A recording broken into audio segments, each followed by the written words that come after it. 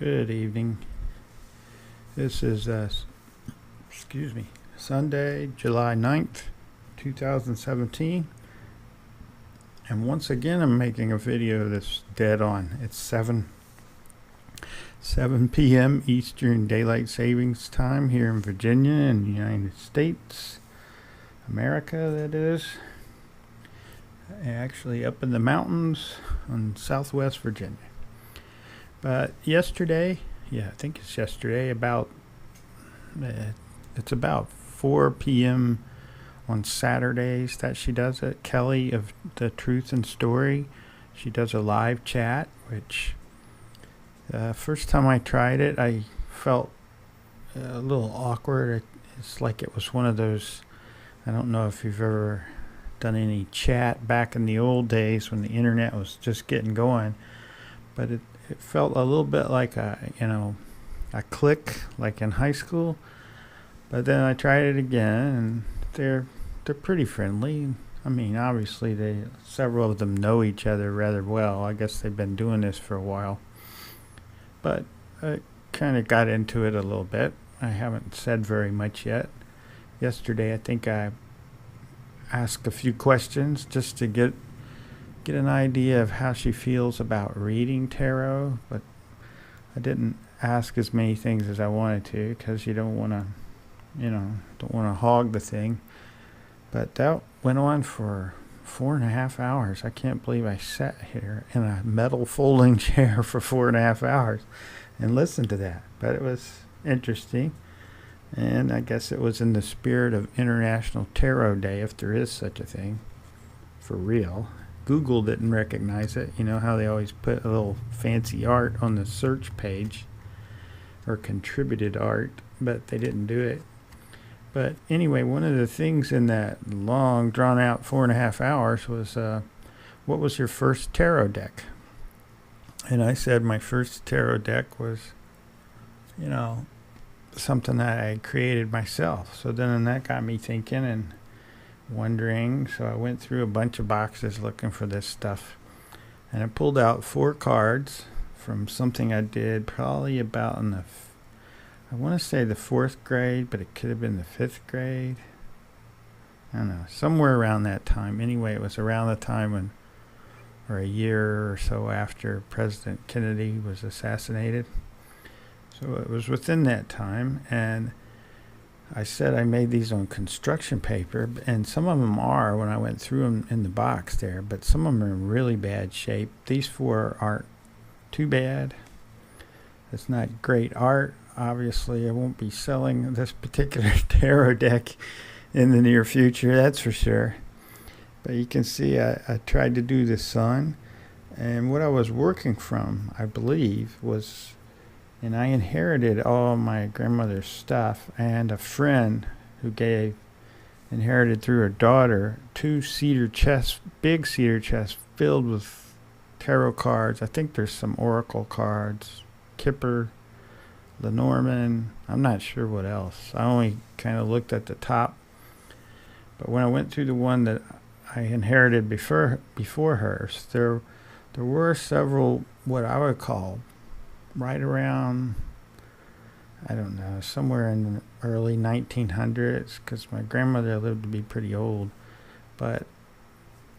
And I didn't try to research it online, but I'm obviously copying. I'm not creating these, so I'm copying from something I don't think I traced, which explains some of the poor rendition for whatever the cards are.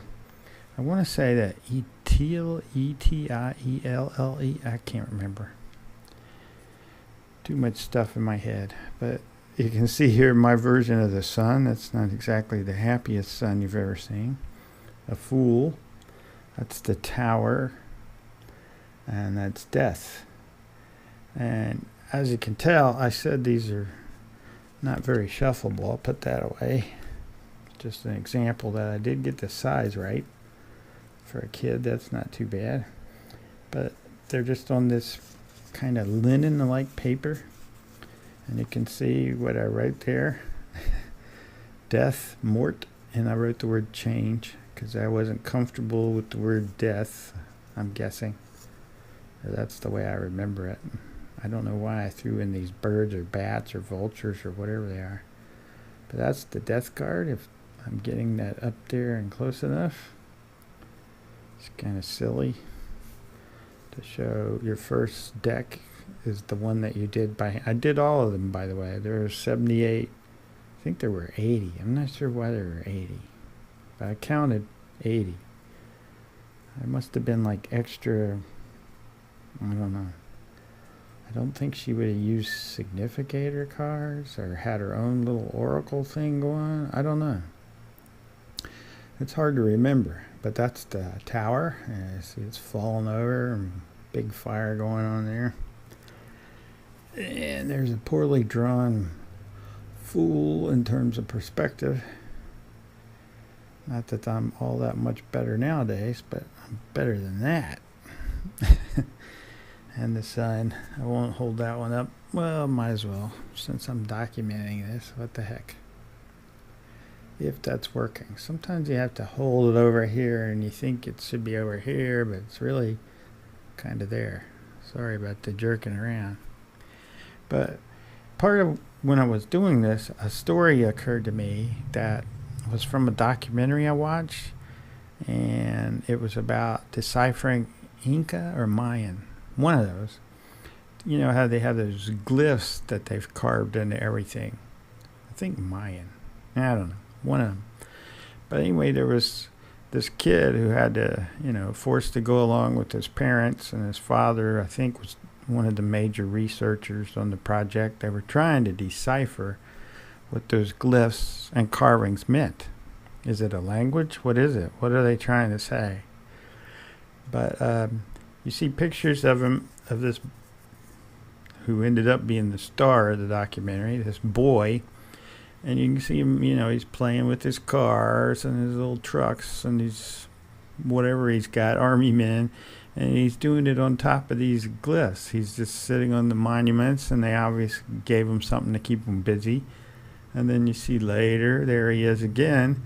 And this time he's trying to trace those glyphs on pieces of paper. Give him some paper, pencil, get rid of them. Out of sight, out of mind, And then later, because he started to express an interest, one of the other people working on that project, a lady, I believe, she kind of took him under her wing and, confessed to him that they don't know a lot. They know some things. They think they figured out some things, this, that, and the other thing, and that kind of, piqued his interest. So, I guess in time he went on to college and kind of became what his dad was, whatever that is, archaeologist, linguistics, I don't know, something like that. And he figured out most of it. I think there's still some aspects to the carvings and the glyphs that they can't decipher, if I remember correctly, but I haven't kept up with that.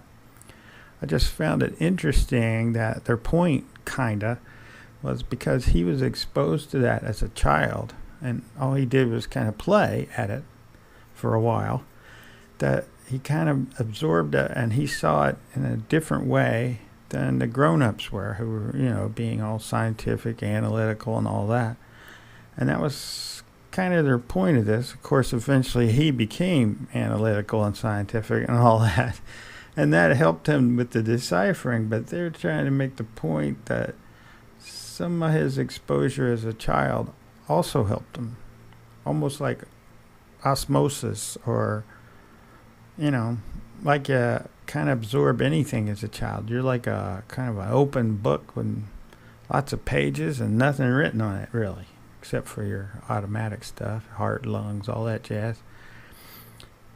And I just thought of that. Now, I'm not him in that I'm some tarot prodigy.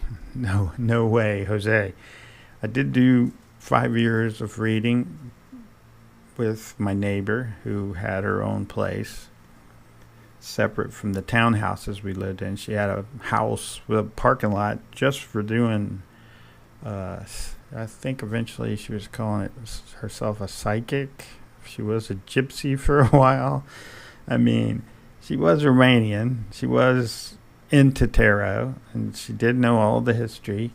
and all that. And she could be pretty serious, but it's kind of hard to be too serious, if it's midnight on a Friday evening and all that's coming to your place are drunk people looking to kill some time while they try to sober up before driving home. But I learned a lot from her. I did do readings, and they would be the table was almost as small as this table. I would be here, they would be there, and I always make sure to force them to shake my hand because I thought that helped. I could be wrong. I mean, obviously there's a truckload of people doing online readings, and they never even know if you're a he or a she or a what. They don't know. And those may work. I've tried a bunch of them. I tried one from the Truth and Story. I've tried several of the other people. What is her? Kellyanne Maddox, Sacred Seed. I tried a few of them. They're okay, but I kind of agree with the lady that I was working with and for. It's a part-time goof-off job. That you can't do it if they're not there. She wouldn't go as far as to say you had to touch them because she wasn't really into the handshaking thing. She did it. If people offer it, you go back with it, you shake their hand. And I thought that was important. She didn't. So, we would have discussions about that and other things that I thought were more interesting, like what I would call the, yesterday in the chat, I asked Kelly if she thought she was more clear and concise, and I really meant to say if her intuition was working better, if she was loopy. And by loopy, I meant kind of out of it, maybe even, like a little flu or a cold or something like that. Because for me, I think there are times when you're like falling asleep that you're like in between places, put it that way, in terms of our existence. And I just thought that worked better for me to be in that kind of place. So sometimes when I would go there I typically went Thursday evening, Friday evening, Saturday evening, Sunday evening. Before I would go, I'd go for a long run because I used to run back then long distances, like 4 miles to work, 4 miles to home. I would run some more to kind of calm me down and take some out of me. So I was kind of sitting there, the rest of the evening. I was kind of tired, and I think it really worked better. I don't know. That's probably that's not exactly scientific or anything. So I don't think I'm saying anything that will prove or disprove anything. But that's just my feeling. I didn't really feel comfortable asking her that question in the live chat. I don't know. I mean, everybody was just kind of, happy, up, having fun, that kind of thing. I didn't want to be some serious, downer or whatever you want to call it. But I don't want to ramble on too much or get too personal. Last summer, for some reason, I made a heap of these videos. I mean, a lot of them. I was probably 5 or 6 a day for that entire stretch from like April through November. And then I deleted a bunch of them because they just got too personal. I mean, I talked about my sleepwalking. I talked about, you name it, death, life, you name it. I'd sit down and just talk. And they weren't coherent. They weren't pre-planned, most of them. Some of them were. I could have kept those, but those weren't too bad. They were like a lecture. And I'm not a great orator, so, I don't have the voice for it. I have a southern accent and a little bit, and the enunciation needs a lot of improvement. I think the videos that I've been making, going all the way back to last year and before, those help. For a period of time, I had other than my day job, I had a online business where I would use little clips, snippets from YouTube, from videos that we made about programming. Web programming, JavaScript, HTML, CSS, all that kind of stuff. I'd make videos about that, and I noticed at first people weren't signing up so much. They were watching the video snippets on YouTube, but they weren't signing up. So what I did was I hired someone over in in Britain with that accent, and I got her to do the voiceover. In other words, she understood enough about programming in the web that she could talk her way through it and sound like she knew what she was talking about. And she was pretty good at it. So I paid her to do it. And as soon as I started doing that, boy, howdy, I shot way up. I had over 5,000 people sign up per month at $10 a month. That starts to add up. And it was nice. I mean, it wasn't as much as I made at my day job, obviously, but it was pretty good. And then I got, you get tired of complaining. You get tired of being a business. You get tired of all that. And then I just stopped doing it. And I deleted all that stuff. That's all history. It's probably on a backup server somewhere, but because this house is full of computers. Cameras and computers are everywhere. And art and tarot cards and even more so books. I love reading. That was my plan for retirement. Retired a little over a year ago, technically even longer ago than that, but the guy had trouble replacing me. So he said, well, just stay around. We'll give you a little bit here and a little bit there. If you stay around and, help us get the new person up to speed. So I did that. Basically, I got paid for half a year for doing almost nothing. He didn't care. So that was great. That was a great way to go out, I guess. But I just wanted to show these that I made. I'm thinking 4th grade. Like the summer between 4th and 5th grade. Because it's right in there where me and a friend started making comic books on our own. We had been reading them when we could get them, sneak them past the parents kind of thing. And we just got into it. We had trouble with stories. We had one teacher. We started a comic book about her, made her into something she wasn't. But she helped with the English, the writing. She would make us diagram. Imagine a 5th grade, 6th grade, you're diagramming a sentence. That seems too early to me. But she would put us through all that torture so that our writing was better. She wrote some of it, edited. I guess she saw it as a teaching tool. It was a cool experience. She's a fond memory. So I want to stop before I babble on for way too long, and I just wanted to show part of my first tarot deck. So it's pretty old at this point. That would have been, the 5th grade? It's 5 plus 5 is 10. I would have been, this is over 50 years old. I'm amazed since it's just number 2 pencil. I'm sure that's all I would have had, that it isn't completely gone. It does come off on you. Some of the others that are in there that are all stained, look like they got candy and whatever on them. I did write more. I got to where I was writing down, I guess you'd call them now, more keywords. I'm not sure what they were called then. But that's the 4 that looked okay. So I thought I would share that. And I'll wait here for a second. And then I'll say peace.